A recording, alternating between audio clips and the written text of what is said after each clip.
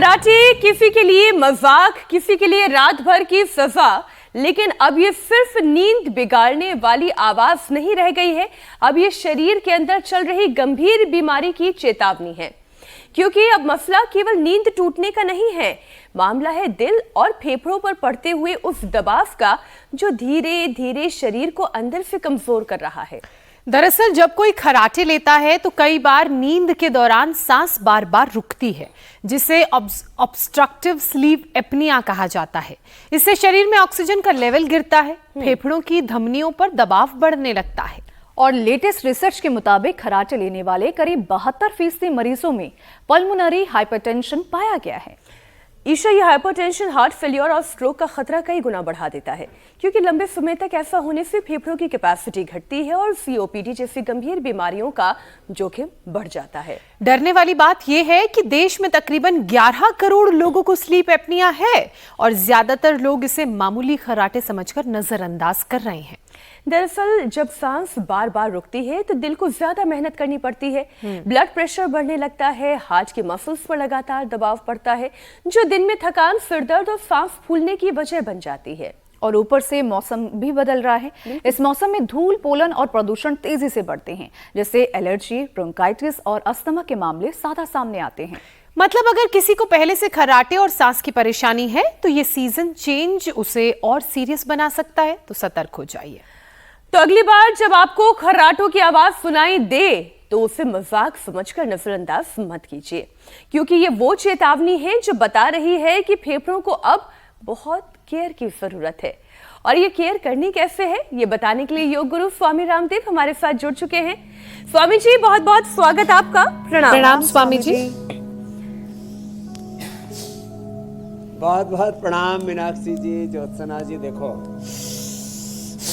फेफड़ों के लिए सबसे बेस्ट है प्राणायाम। उसके लिए एक है धूम चिकित्सा। हम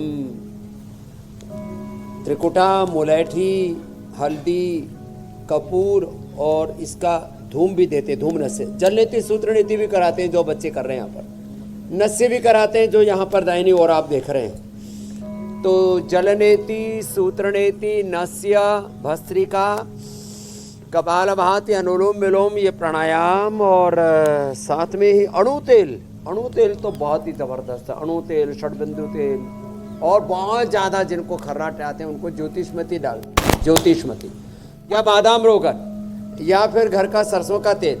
फिर दो इधर हमारी बेटी प्रियंका जो है, ये अच्छे से इनको स्टीम मिल जाए, इसके लिए इनके ऊपर तौलिया ढक कर के इनको स्टीम दे रहे हैं। वैसे इन्होंने 7 दिन में 7 किलो वेट भी कम किया है।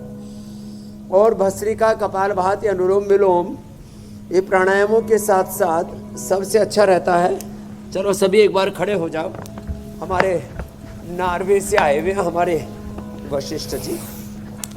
और इंसुलिन छूट गया, लो इंसुलिन बंद, बीपी की भी दवा बंद, और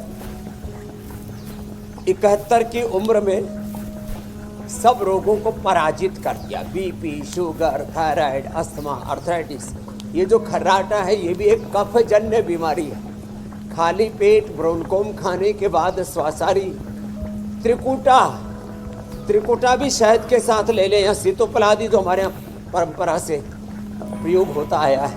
हमने एक श्वासारी पाउडर भी बनाया, श्वासारी क्वाथ भी बनाया।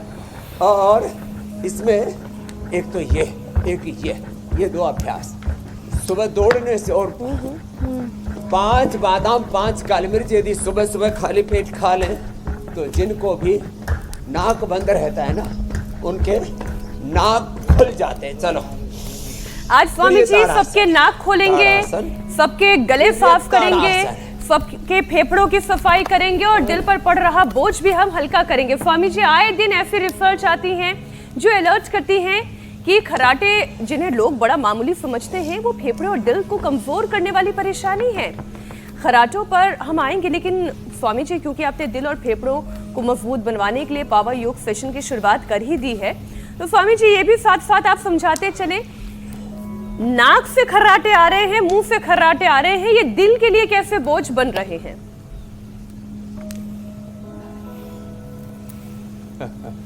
तो ये दरअसल है क्या, सुबह एक बार जॉगिंग कर लिया, थोड़ा ताड़ासन तिर्यक ताड़ासन कर लिया, कटचक्रासन कर लिया, ऐसे त्रिकोणासन, कोणासन, पाद हस्तासन, सूर्य नमस्कार या पावर योग में भुजंग आसन, ये इसके लिए अप्रतिम है। दरअसल ये जो कफ है ना, श्लेष्मा, ये केवल और केवल फेफड़ों पर ही असर नहीं डालता, यह केवल गले पर ही असर नहीं डालता, नाक पर ही असर नहीं डालता। जब ये बढ़ जाता है श्लेष्मा, उसी से खर्राटे आते हैं। तो कई बार मोटे व्यक्ति को भी खर्राटे, तो मोटे को तो आने की 99% संभावना है ही। हाँ चलो आगे पीछे। बाकी पतले व्यक्ति को भी, जिनको कफ रहता है, वो अच्छे खर्राटे मारते हैं। हमारे एक मित्र थे पूज्य स्वामी मुक्तानंद जी, पतले थे लेकिन खर्राटे अच्छे मारते थे। कफ की प्रकृति थी, तो कफ की प्रकृति वाले अच्छे खर्राटे मारते हैं। तो इसके लिए मैंने त्रिकुटा बताया, पंचकोल, पीपल, पीपला मूल, चित्रक, चव्वे, सोठ, इसका काढ़ा बना करके 100-5 रेडीमेड भी हम देते ही है, या पंचकोल का काढ़ा भी रेडीमेड देते हैं। त्रिकुटा, सूट, पीपल, काली मिर्च, उसमें थोड़ा बहेड़ा और अभ्रक भस्म। त्रिकुटा मान लीजिए 20 ग्राम, तो इसमें 5 से 10 ग्राम अभ्रक भस्म और 2, 3, 5 ग्राम तक यदि स्वर्ण वसंत मालती मिला दिया तो कितने भयंकर खर्राटे हो, शहद से चटा देते, दूर हो जाते जो है। चल उल्टे लेटो, भुजंग आसन करवा देते हैं, इससे भी खर्राटे दूर हो जाते हैं। खर्राटे वालों को नशे कराते हैं, जैसे बताया अणु तेल, षड़बिंदु तेल, बादाम रोगन या ज्योतिषमती से। जलनेति सूत्र नेति भी करवाते हैं। और ये भी बताया कि उसमें भुजंग आसन ऐसे 100 बार करो, धीरे धीरे करके ये टाइमिंग बढ़ता चला जाएगा जो ऐसे करते हैं। अब ये जो श्लेष्मा है, इसका गले पर, फेफड़ों पर, नाक पर, और फिर यही इन्फ्लेमेशन, ये जो इन्फ्लेमेशन है ये गले में इकट्ठा हो जाता है। इसलिए कहते हैं एक बार सुबह शंख बजाओ,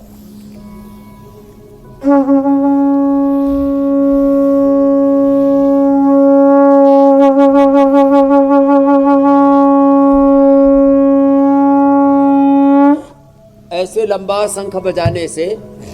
और जिनको ज़्यादा ही कफ कोल्ड रहता है ना, तो हल्दी या अदरक की गांठ ले लें, उसको ऐसे चूस लें। अब हमने तो ये अदरक को कैंडी बना दिया है, तो कोई भी चूस सकता है इसको। तो ऐसे ये, और जो पूरा कर सके उनको ऐसे करवा देते हैं, ये पूरा क्यों। और जो थोड़ा मजबूत है उनको तो ऐसे और करवा देते हैं, ये लो ऐसे। तो ये जो श्लेष्मा है, इसका असर हार्ट में होता है, इसी को इन्फ्लेमेशन कहते हैं। इससे हार्ट में ब्लॉकेज आते, इससे हार्ट इनलार्ज भी होता है, इससे इजेक्शन फ्रैक्शन भी कम हो जाता है। हार्ट में ब्लॉकेज आ जाते हैं तो फिर उनको मुलेठी के साथ जो 5 चीजें हम बताते हैं ना, हल्दी, अदरक, तुलसी, वासा, पान के पत्ते, 5 चीजें तो सबको मिल जाती हैं। हल्दी, अदरक, तुलसी, वासा, पान पत्र, इनका रस, और उसमें थोड़ा मुलेठी का काढ़ा बना करके और डाल दिया, और ये फिर उसमें थोड़ा प्रयोग, इसका भी हमने देखा, बबूल का गरारा या एलोवेरा, 100 ग्राम एलोवेरा, उसके अंदर 20 ग्राम हल्दी, 20 ग्राम अमरूद के पत्ते, उनको यदि सबको उबाल करके फिर उसका गरारा करा देते, इससे भी खर्राटे भी दूर हो जाते हैं। ये अभ्यास भी करो चलो। अच्छा स्वामी जी, सर्वांगासन, हलासन भी कराएंगे। ये तो हम जानते हार्ट हैं। के लिए फिर अर्जुन की छाल, दालचीनी और पिला देते हैं। जी। खाली पेट कार्डियोकिट खाने के बाद हृदयामृत दे देते हैं। तो कितने भयंकर हार्ट की प्रॉब्लम हो, तो फिर उनको कभी भी चलते चलते सांसें नहीं रुकेंगी, जिंदगी की रफ्तार नहीं थमेगी, और जिंदगी के लिए ये मौत का जो सबब है जी, खर्राटा, ये उस भयंकर समस्या से बच जाएंगे मेरी बहन। स्वामी जी, नॉर्मल खर्राटे गंभीर स्लीप डिसऑर्डर या कार्डियो पल्मोनरी समस्या का भी एक इशारा है, ये हम शुरुआत से कह रहे हैं। लेकिन क्या इसे समझने में कहीं कोई देरी हो जाती है? क्या ये खर्राटा एक चेतावनी भर है? इसे कैसे समझे? क्योंकि हो सकता है किसी को सर्दी जुकाम हो रहा है, नाक बंद है इसलिए खर्राटे हैं, लेकिन ये भी हो सकता है किसी को खर्राटे इसलिए आ रहे हैं क्योंकि उसके हार्ट पर बहुत दबाव पड़ रहा है। तो कैसे समझें कि ये दिल पर पड़ रहे दबाव का इशारा है या ये जो सर्दी जुकाम सीजनल बीमारियां हैं उसका इशारा है? सीजनल बीमारियों से भी खर्राटे आते हैं, लेकिन जब बिना मौसम चेंज के भी दौड़ने में या सीढ़ियाँ चढ़ने में सांस फूलने लगे, अचानक घबराहट होती है, दिल की धड़कनें बढ़ जाती हैं और ज़्यादा थोड़ा बहुत तो श्वास यदि दौड़ने का अभ्यास नहीं तो सभी का फूलता। जैसे हमारा तो सांस इसलिए नहीं फूलता क्योंकि हम तो रोज़ रनिंग करते हैं।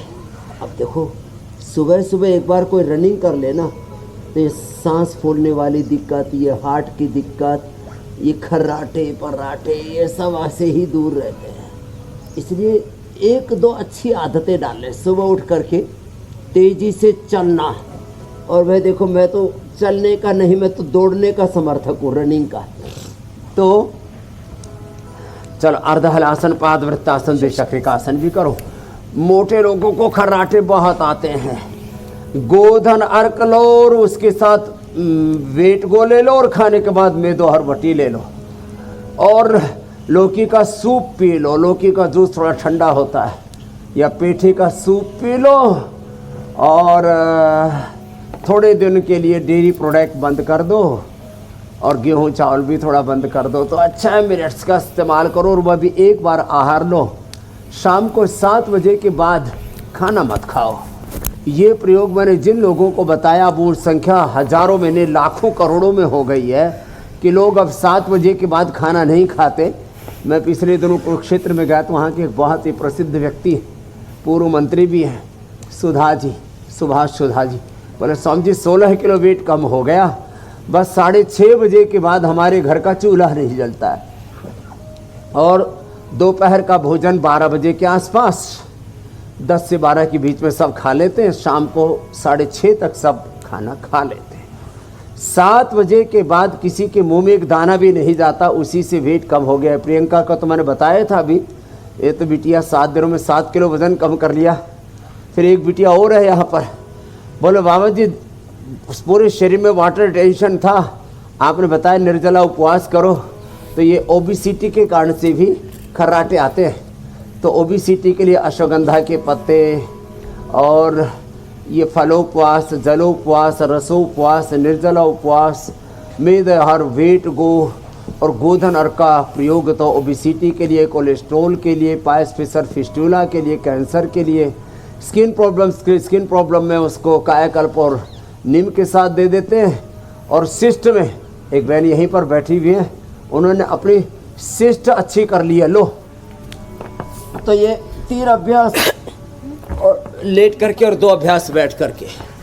देवीलाल जी ने तो यूरिनरी ब्लड का कैंसर, आदित्य नारायण जी ने हार्ट का ब्लॉकेज। अच्छा स्वामी जी, वो छाती में गांठ किसको थी? मैं कह रही हूँ दर्शकों की भारी डिमांड पर अब पसीना बहाने का वक्त आ गया है। छाती की गांठ कहना बेटा। तो हम जरा अब दंड करना शुरू करेंगे और उससे पहले एक और सवाल आपके सामने में रख देती हूँ। स्वामी जी, सीजनल एलर्जी और स्लीप एपनिया दोनों यदि अगर साथ हो किसी के शरीर में ये दोनों परेशानी एक साथ चल रही हो तो इलाज और लाइफस्टाइल मैनेजमेंट का सही क्रम क्या होना चाहिए? किस तरीके का सोना उठना खान पान होना चाहिए? और जो आप कहते हैं कि एलोपैथिक दवाइयों के ऊपर निर्भर नहीं होना है, आयुर्वेदिक उपाय अपनाने हैं, तो फिर वो क्या करना चाहिए? और योगाभ्यास तो बस अब पसीना बहाना शुरू करते हैं। चलिए तो देखो, सिंथेटिक दवाओं का बहिष्कार, हमारे अंकित बालक है, खुद चार्टर्ड अकाउंटेंट है, और देखो ये और ये, अब ये दो तो सबके लिए जरूरी है, सिद्धकोणासन, चक्रासन, अर्धरासन, पादवृत्तासन, द्विचक्रिकासन। और फिर देखो जो दंड बैठक कर पाएंगे उनसे तो पूरा करा देंगे, बाकी कम से कम 5-7 अभ्यास तो हम रोज करा देते हैं जिससे कि पूरा शरीर ऊर्जा से आप्लावित हो जाए। तो जिनसे अधिक नहीं हो पाता है इतना, और फिर जो अधिक नहीं कर पाते हैं तो बटरफ्लाई और स्कंध संचारण तो सबसे करा देते हैं। रही बात देखो, चाहे वो सीजनल बीमारियां हैं, चाहे वो लाइफस्टाइल डिजीज हैं, चाहे वो जेनेटिक डिजीज हैं, चाहे बैक्टीरियल वायरल फंगल डिजीज हैं, किसी भी कारण से रोग तभी आते हैं जब हम योग विमुख हो जाते हैं। विमुख राम सुख पावन कोई, विमुख योग सुख, विमुख वेद सुख पावन कोई। सुख, स्वास्थ्य, समृद्धि, शांति, सफलता, विजय, प्रसन्नता, आनंद जीवन में चाहिए तो फिर एक बार तो पूरे उत्साह के साथ अब देखो ऐसे करना पड़ेगा। और ये जो सिंथेटिक दवाएं, देखो तुम अभ्यास करके ऐसे करो, ऐसे 10-20 बार करो, फिर ये 10-20 बार करो, और जो कर सके हमारे साथ। एक तो ये है ऐसे पूरे शरीर को करने के लिए थोड़ा प्रैक्टिस रिक्वायर्ड है। हमने आपको एकदम स्टेप बाय स्टेप फॉलो करना शुरू किया। हमारी गाड़ी में ब्रेक लग गया। हमारा सिलेबस अचानक से आपने कठिन कर दिया। तो अब ये करो, ये है, इसको बोलते हैं हनुमान दंड। ये ऐसे होले होले, और फिर जिनको तेजी से करना है 1 2 3 4 5 6 7 8 9 10। स्वामी जी आज ये करके देख ही लेते हैं। थोड़ा इतना जोर से होगा, देखो ईशा जो करो करो। आइए, अच्छा, मैं डाले योग में पार्श्वदंड ऐसे, फिर धीरे धीरे चक्र दंड भी हो जाएगा, वृश्चिक दंड भी हो जाएगा। ऐसे शरीर को जितना साथ देंगे सध जाएगा। और ऐसे ये, और पलट दंड भी धीरे धीरे। कई दिन हो गए थे, आपने याद दिला दी तो हमने भी सोचा कहीं हम ही ना भूल जाए, इसलिए खुद ही कर लेते हैं। बस मीनाक्षी, बस जरूरी है। ये कितनी बार करना है? 100 बार। कितनी बार? 100 बार। चलो करो ऐसे। कुछ तो 100 बार बोल तो रहे कम से कम, कुछ तो बोल भी नहीं रहे कि करना ना पड़ जाए। ये तो हो जाएगा।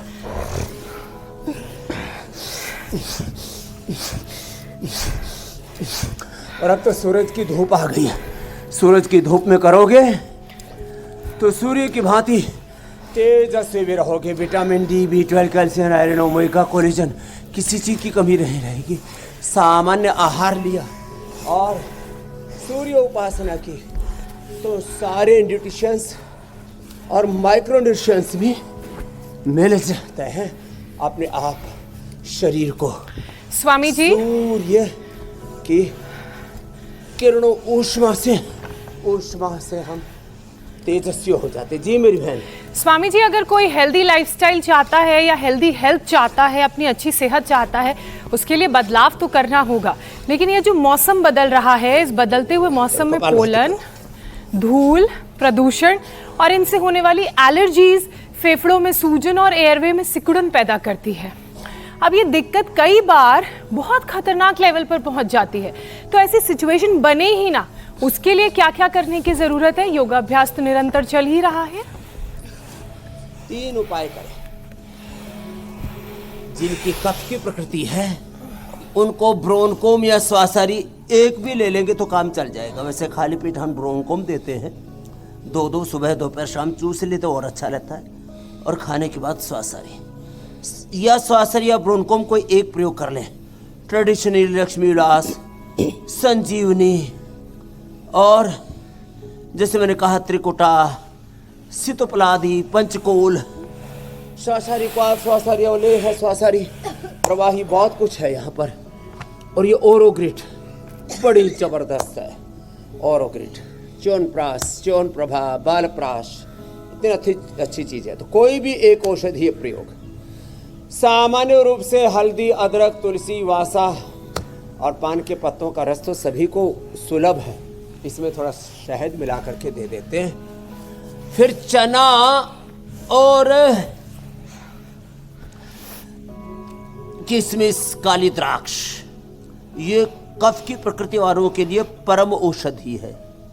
होम रेमेडी में इससे बेहतर कुछ भी नहीं है। हमारे 3 पीढ़ियों से पूज्य स्वामी स्वतंत्रानंद जी, पूज्य स्वामी सर्वानंद जी, और फिर उसी परंपरा में हमारे पूज्य गुरुदेव आचार्य बलदेव जी, और हमने ये सब प्राप्त किया ज्ञान। और बाकी सब चीजें बंद करा देते हैं, सब खाना पीना, खाली चना और किशमिश या मुनक्का, द्राक्ष, और कुछ भी नहीं लेना। उससे प्रोटीन पोषण पूरा मिल जाता है।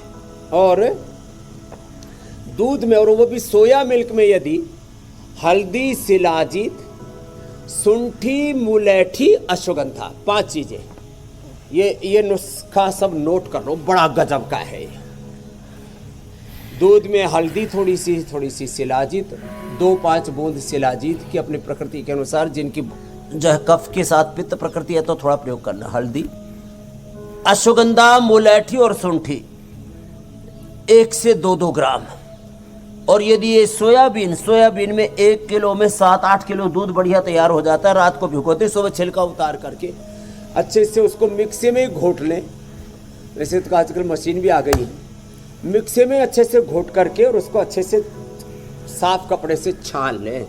ये प्रोटीन भी पूरा मिल जाता है। और उसी दूध को अच्छे से उबाल करके, और उसमें फिर ये शिलाजीत, हल्दी, अश्वगंधा, मुलेठी और सुंठी उबाल करके पी लें, एकदम शरीर टनाटन रहेगा। ये बताएं स्वामी जी, ये च्यवनप्राश, च्यवनप्रभा, ये तो सब है ही। कि हम चल रहे थे मुंबई लोकल की रफ्तार से, अचानक से आपने हमें लाद दिया बुलेट एक्सप्रेस की रफ्तार पर। स्वामी जी, ऐसा लगने लगा कि दिल सीने में धड़कने के बजाय पेट तक में धड़क रहा है। बुलेट योगा। तो स्वामी जी ये बताएं, अब जिसे सीजनल एलर्जी होगी, जिसे एस्थमा, ब्रोंकाइटिस, जी मैं कह रही हूँ स्वामी जी, जिनको एस्थमा की प्रॉब्लम है, ब्रोंकाइटिस की प्रॉब्लम है, सीओपीडी जैसी क्रॉनिक बीमारियां हैं, उनके लिए इतनी तेज रफ्तार के साथ योगा करना, योगाभ्यास करना क्या ठीक है? और अगर वो ये कर सकते हैं तो किन एहतियातों की जरूरत है? और शुरुआती स्टेज में इसे कैसे पहचाने, सिग्नल क्या है? धीरे धीरे रे मना, धीरे धीरे सब होगा। देखो रस्सी कितनी कोमल होती है, पत्थर पर घिसते घिसते, करत करत अभ्यास के जड़मत होत सुजान, आवत जावत रासरी, सिर पर परत निशान। तो स्लोली योग में, सूर्य नमस्कार में, आसन में, प्राणायाम में, ध्यान में अपने तन मन जीवन को ढालें। फिर जैसे जैसे बार बार अभ्यास करते जाएंगे,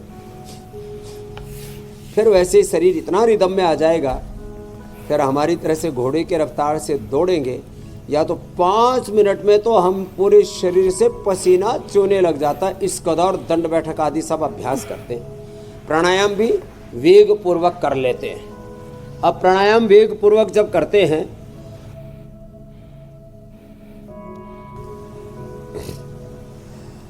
क्या असर पड़ता है जरा सुनो।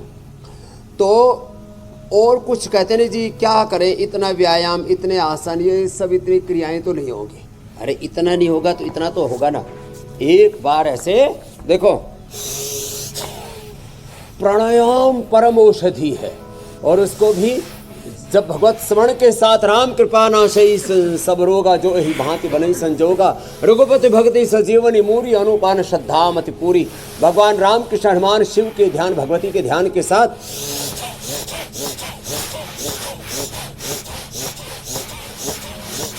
इतनी जोर से ना हो तो ऐसे, ये भस्त्रिका, भस्त्रिका ऐसे कपाल भाती,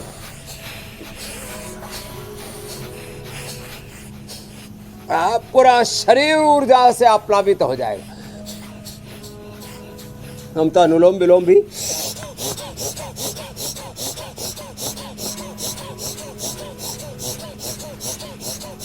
ऐसे वेग पूर्वक करते हैं। अब ये भी वेग पूर्वक ना हो तो होले होले भस्त्रिका, हौले हौले स्लोली कपालभाति अनुलोम विलोम। अच्छा, बहुत दिनों से एक स्वामी दिन जी आपने योग में breath ढलता hold की चला भी जाएगा, आपने हम practice पूर्ण नहीं योगी करवाई। निरोगी उपयोगी हो जाएंगे। हमारे जीवन में देवत्व, रामत्व, कृष्णत्व, हनुमत्व, शिव तत्व पूरा घटित हो जाएंगे मेरे बहन मीनाक्षी जी। मैं कहती स्वामी जी, बड़े दिन हो गए, हमने सांस कितनी देर तक हम इसे रोक सकते हैं, हमारे लंग्स की कैपेसिटी क्या है, ये प्रैक्टिस नहीं की। किसी दिन फिर से वापस शो में ये करके देखेंगे कि कहाँ तक पहुँच रहे हैं, कैपेसिटी कितनी बढ़ी है।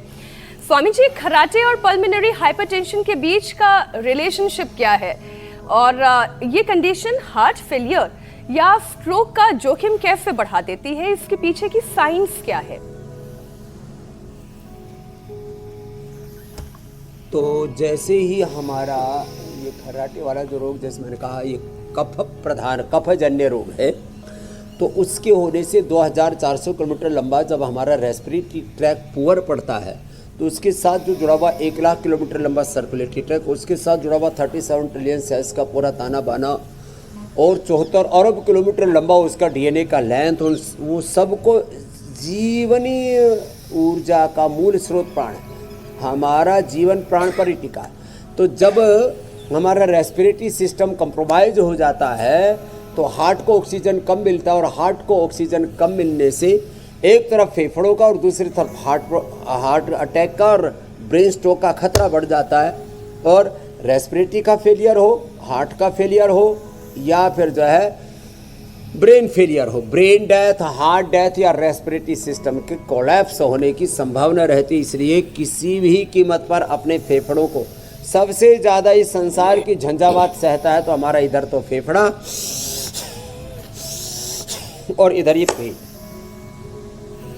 पेट में जो भी कुछ खाते, 1 ग्राम आहार का 100 करोड़वां हिस्सा भी उसके जो फूड एंड मेडिसिनल कंपाउंड है वो हमारे पेट पर असर डालते हैं। इतना सूक्ष्म आहार का पूरा विचार है, उसका तंत्र है, उसकी पूरी व्यवस्था। ऐसे ही एक भी कोई, ये जो पिछले दिनों 2.5 ग्राम कोरोना ने पूरी दुनिया के करोड़ों लोगों को तबाह कर दिया था। कितना छोड़ा था लैब से ये? केवल 2.5 ग्राम। अब इसमें एप्स्टीन फाइल में भी जो है ये प्रमाणित हो गया है कि 2.5 ग्राम कोरोना के सेल्स पूरी दुनिया में इतने फैल गई, एक भी गया तो उसने सैकड़ों हजारों अंदर जो है वो वायरस पैदा कर दिया और मर गए। सबसे ज़्यादा अटैक यहाँ होता है, और दिमाग पर अटैक तो फिर कुविचारों का होता है। 1 सेकंड के, 1 क्षण के भी 100 करोड़ के हिस्से में जो गलत विचार, गलत संवेदना आएगी, उससे पूरा हमारा जीवन जो है ध्वस्त हो सकता है। तो एक एक क्षण और एक एक कण की जागरूकता होगी तो जीवन में फिर कोई खतरा नहीं होगा। और स्वामी जी, लोगों को अपने 3M का ख्याल रखना भी बहुत जरूरी है, माइंड, मसल, मूवमेंट।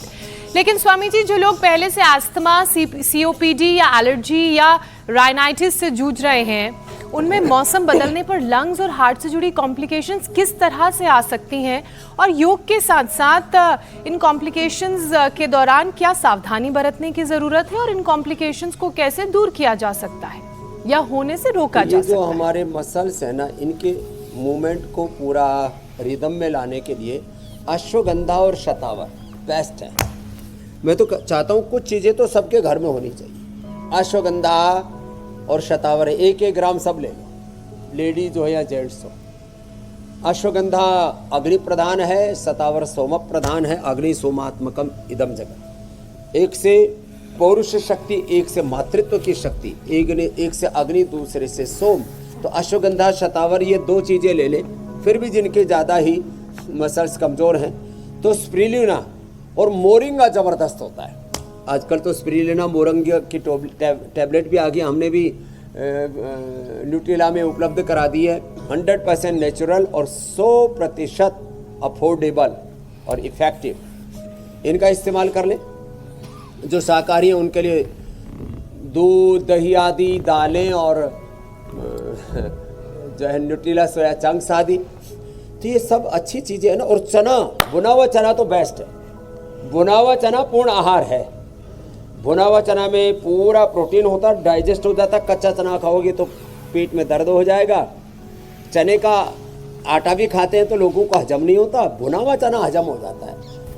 सर्दियों में इसको चने का चीला बना करके खाओ, भुने हुए चने का ही आटा बना कर Again. और गर्मियों में इसका सत्तू बना करके खाओ। लो पूर्ण आहार हो गया। लोग ऐसे ही इधर उधर की ठोकरें खाते रहते हैं, कहाँ से ताकत आएगी? पहली बात तो योग आयुर्वेद का प्रयोग करो और सामान्य आहार का सेवन करो। बाकी राम रसायन तुमरे पासा सदा रहो रघुपति के दासा। भगवान की भक्ति परम रसायन है, योग यजन भजन हमारा रसायन है, इसलिए। और बाकी सात्विक आहार परम रसायन होता है। ये मांसाहार तो किसी काम का नहीं है, फिर भी लोग अहिंसा परमो धर्म। स्वामी जी, ज्यादा वजन, गर्दन पर फैट, डायबिटीज की बीमारी, हाई बीपी की प्रॉब्लम, ये सभी खराटे और स्लीप एपनिया को गंभीर बना देते हैं। जरा इस खतरे के बारे में भी लोगों को अलर्ट आप करें, क्योंकि आप जो कहते हैं लोग बहुत गंभीरता से सुनते हैं, अपनी डायरी में नोट करते हैं और उससे अमल में लेकर आते हैं। खराटे के लिए ये पॉइंट दबाएं, ये वाला दोनों हाथों में और दोनों पैरों में। दूसरा, जिनको बीपी हो तो मुक्तावटी या बीपी ग्रीट मैं बता रहा था, उदाहरण दे रहा था सुरेंद्र जी के, अंकित जी के उदाहरण दे रहा था। यहाँ पर और भी कई हमारे भाई हैं, दीपक जी के अलग अलग प्रकार की परेशानियाँ थी। नारायण जी ने तो अपना अस्थमा ही ठीक कर लिया। ये देखो, ये दोनों हाथों में दोनों पैरों में ये दबाए। बीपी बढ़ा हुआ है मुक्तावटी, शुगर बढ़ा हुआ मधुनाश्री मधुग्रीट बहुत ज़रूरी है। और जिनका पाचन पेट गड़बड़ रहता है ना, तो लीवोग्रीट और साथ में मंडूकासन या योग मुद्रासन, ये भी जरूर ध्यान रखें। घरेलू उपचार में शुगर के लिए खीरा, करेला, टमाटर का जूस, बीपी के लिए और लौकी का जूस या सूप उसके लिए परम औषधि है। ये बीपी, शुगर और मोटापा के लिए तो मेदो और वेट गोर लौकी का कल्प जो है ना, लौकी की सब्जी खा ले, निर्दोष है सभी ऋतुओं में और सभी वात पित्त कफ त्रिदोष की प्रकृति वालों के लिए। और गर्दन मोटी हो जाती है ना, उसके लिए गर्दन से ऐसे किया करें। और उसमें देखो, ये लहसुन, प्याज, हल्दी, अदरक, इसका पेस्ट बना करके इसमें थोड़ा कपूर मिला करके और ये बांध देते हैं ना गले के ऊपर ये पेस्ट, और छाती पर ये पेस्ट लगा देते हैं ना, ओहो, उससे तो ज़बरदस्त लाभ हो जाता है। और थोड़ी इसमें मिट्टी भी और मिला करके छाती पर गले में लगा देते हैं, पूरा अंदर का जो इन्फ्लेमेशन है, शोथ है, स्वेलिंग है, उसको सोख लेती है। ऐसे ये करना और ये अभ्यास। और जो मोटी मोटी गर्दन ऐसे ऐसे भी घुमाना। और भाई हम तो कपालभाति और उज्जाई आप कह रहे थे ना, उसमें अभ्यंतर भी कर सकते हैं प्राणायाम। खराटे के लिए बहुत ज़बरदस्त है। होल्ड करके आधा से 1 मिनट रोकना, दाएं को बंद करके बाएं से छोड़ना। और एक ये सिंहासन, जीवा बाहर निकाल करके। और कितने गले की थायराइड की, स्टोरिंग, स्लीप एपनिया की, खराटे की समस्या हो, गला मुटिया गया हो,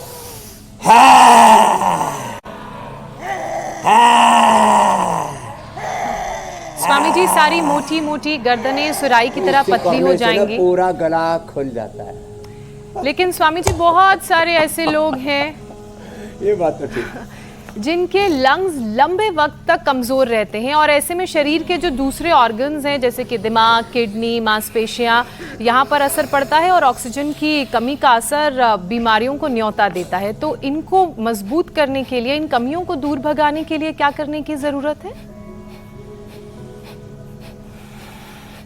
प्राणायाम करने की ज़रूरत है। भस्त्रिका करें, कपालभाति, अनुलोम विलोम करें।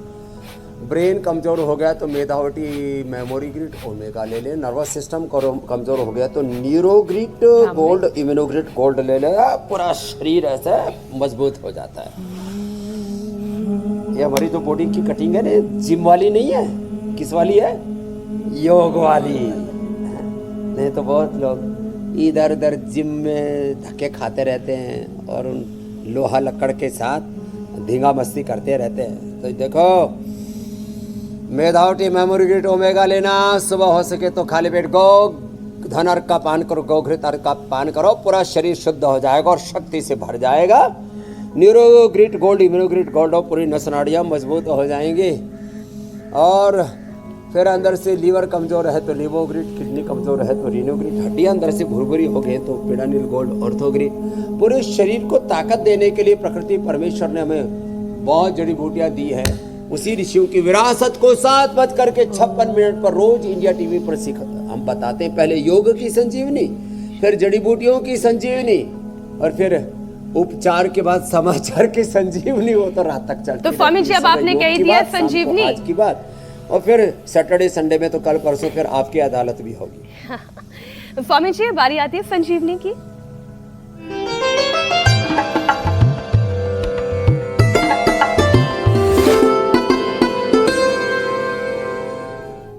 आज की संजीवनी का वीडियो भेजा है नागपुर से हेम प्रभा भस्मे ने। देखिए कौन से दिल के आकार के पत्तों वाले पौधे के फायदे बता रही हैं।